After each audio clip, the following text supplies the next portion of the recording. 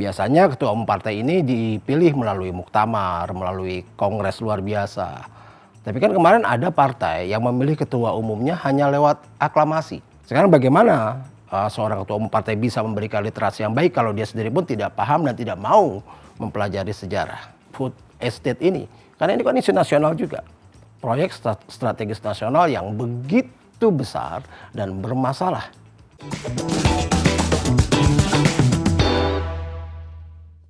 Halo guys, jumpa lagi di Open Your Mind.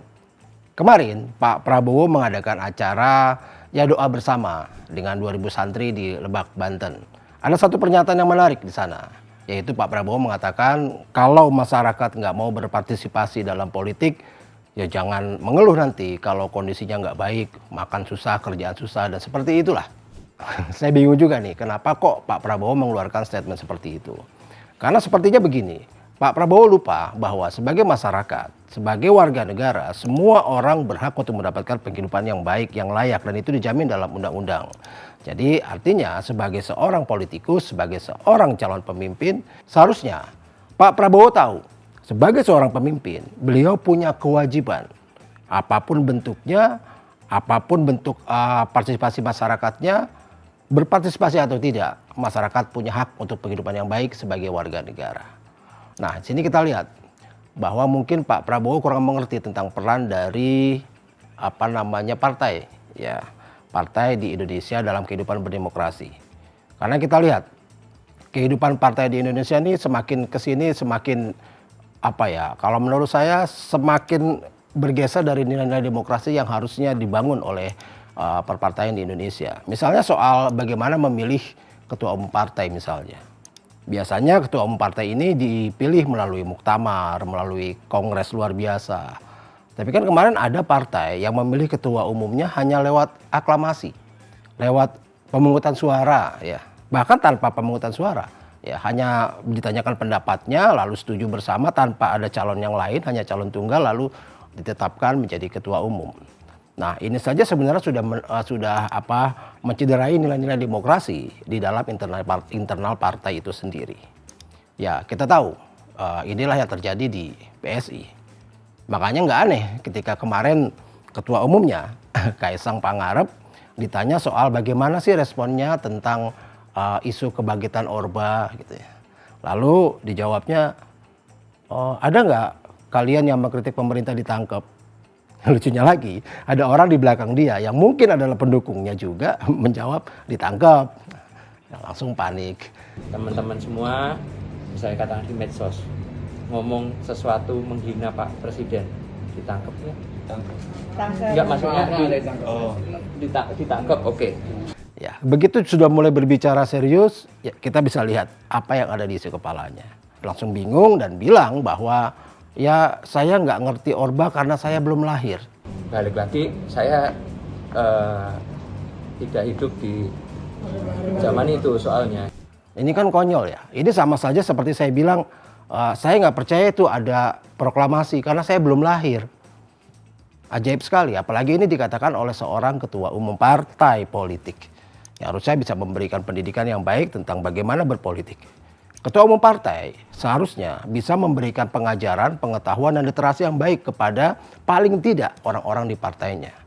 Sekarang bagaimana seorang ketua umum partai bisa memberikan literasi yang baik kalau dia sendiri pun tidak paham dan tidak mau mempelajari sejarah? Entahlah, apakah nggak paham atau memang belagak pilon seperti biasanya. Karena sebenarnya kan gampang saja buat Kaisang sih. Ya tinggal tanya Prabowo, kan dia kan pelakunya, pelaku sejarah zaman Orba. Nah, isu kebangkitan Orba ini semakin nyata kita lihat. Dari segala macam gerakan yang terjadi semakin terlihat bahwa seolah-olah masyarakat ini dibuat tidak berdaya.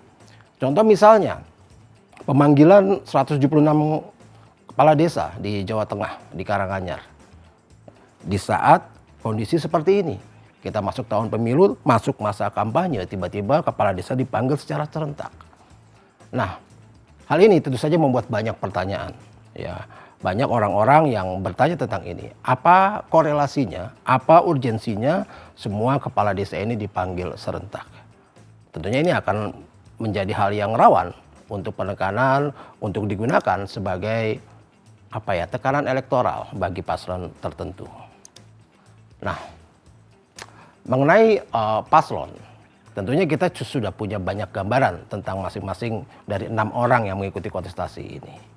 Nah, kita sepakat bahwa di masa kampanye harusnya semua orang, ke-6 orang ini berbicara sebanyak mungkin. Karena waktunya kampanye memang adalah waktunya untuk berbicara. Menerangkan apa gagasannya, bagaimana konsepnya. Tapi yang aneh yang dilakukan sama Gibran adalah membuat kampanye tertutup di Solo kemarin itu. Kampanye tapi tertutup. Bahkan wartawan nggak boleh masuk. Ini kan ajaib. Dimana di situ judulnya di backdrop itu kalau sempat tertangkap itu ada yang foto tulisannya Gibran mendengar. Ingat ya, Gibran mendengar. Padahal seharusnya Gibran menjawab. Karena kita tahu harusnya semua paslon bisa menjawab semua isu yang ada. Bukan hanya mendengar, menampung lalu bingung. Seperti yang terjadi pada kuliah umum Gibran yang lalu. Ketika para mahasiswa bertanya segala macam hal tentang teknologi, semuanya didengarkan dengan serius seolah-olah. Sampai mic-nya tuh nggak turun-turun dari mulutnya.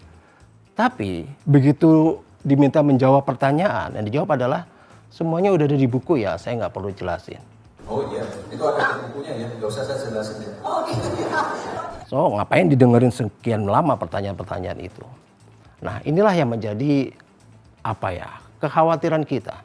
Bahwa kita hanya terjebak pada isu-isu feodalisme. Bahwa seolah-olah kita hanya membutuhkan pemimpin yang bisa kerja aja. Yang penting kerja. Lah sekarang masalahnya bagaimana kita tahu kalau kerjanya benar. Seperti yang dibilang Gibran, saya belusukan aja kalau soal visi misi ada jubir saya. Loh, soal belusukan, soal kerja ya nanti ketika dia terpilih ya menjadi cawapres. Silakan bekerja, silakan belusukan setiap hari kemana saja. Tapi saat ini kita butuh tahu apa rencananya, apa yang akan dia kerjakan, bagaimana dia menanggapi konflik-konflik, menanggapi isu-isu strategis yang terjadi. Soalnya misalnya tentang food estate. Bisa nggak kita bertanya kepada Gibran, gimana sih tanggapannya soal food estate ini? Karena ini kan isu nasional juga. Proyek strategis nasional yang begitu besar dan bermasalah. Meskipun pada pada forum di Dubai kemarin, Pak Jokowi mengatakan bahwa kita butuh dukungan dana dan teknologi untuk food estate ini bisa berjalan baik.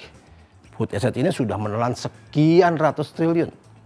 760 hektar di Kalimantan Barat terbabat habis tanpa ada apapun yang terjadi. Jangankan pohon singkong, yang ada adalah kerusakan lingkungan. Begitu juga di beberapa tempat lain, di Kapuas dan sebagainya. Semuanya nggak ada yang jelas. Lalu bagaimana kita bisa percaya seseorang bekerja tanpa kita tahu dulu bagaimana konsepnya dia bekerja sebelum ini. Nah, mengenai isu-isu yang terjadi belakangan ini juga tentang KPK misalnya. Pernyataan Agus Raharjo yang menurut saya sih sangat baik. Karena apa? Di sini kita bisa melihat apakah ini benar atau tidak. Meskipun masih kontroversi katanya. Istana sudah pasti membantah. Nggak ada agendanya. Ya jelas nggak ada. Karena kan itu forumnya informal. Nggak mungkin ada di sekretariat, di Sesnek, daftar pertemuan itu. Karena Pak Agus saja bilang, saya maksudnya aja lewat jalur masjid, bukan jalur wartawan. Nah masalahnya, apa yang diceritakan oleh Pak Agus Raharjo ini dikonfirmasi sama yang lain. Bahkan oleh Novel Baswedan, bahkan oleh Wakil KPK sekarang, Pak Alex Marwata juga mengkonfirmasi hal yang sama. Bahkan Sudirman Said pun mengatakan hal yang sama, bahwa dia pernah mendapat tekanan, pernah dimarahi gara-gara kasus Bapak minta saham ini, Setia Novanto. Meskipun Pak Jokowi sudah berstatement bahwa semuanya nggak ada di Sesnek, lalu buat apa ini diramaikan? Lah justru itu, kita harus tahu mana yang benar, mana yang salah. Silakan dikonfirmasi. Kalau memang Pak Agus ini salah melakukan fitnah, ya silakan disomasi dan seterusnya. Sehingga kita tahu mana yang benar dan mana yang salah. Tapi kalau kita lihat dari semua yang terjadi, konfirmasi dari aktor-aktor politik yang terjadi, yang menjadi saksi saat itu, tentunya pemirsa atau rakyat jelata juga bisa mengerti mana yang benar dan mana yang salah. Tidak mungkin seorang Agus Raharjo melakukan hoaks atau fitnah, apalagi dikonfirmasi oleh pejabat-pejabat yang lainnya saat itu. Jadi mari kita jauh lebih hati-hati, kita lebih hati-hati dalam memilih, hati-hati dalam menentukan pilihan. Karena kita harus punya partisipasi dan kita harus mau berpartisipasi untuk menentukan masa depan negeri ini. Jangan sampai kita memilih pemimpin yang katanya bisa kerja, tapi sebenarnya konsep aja nggak punya. Salam, and open your mind.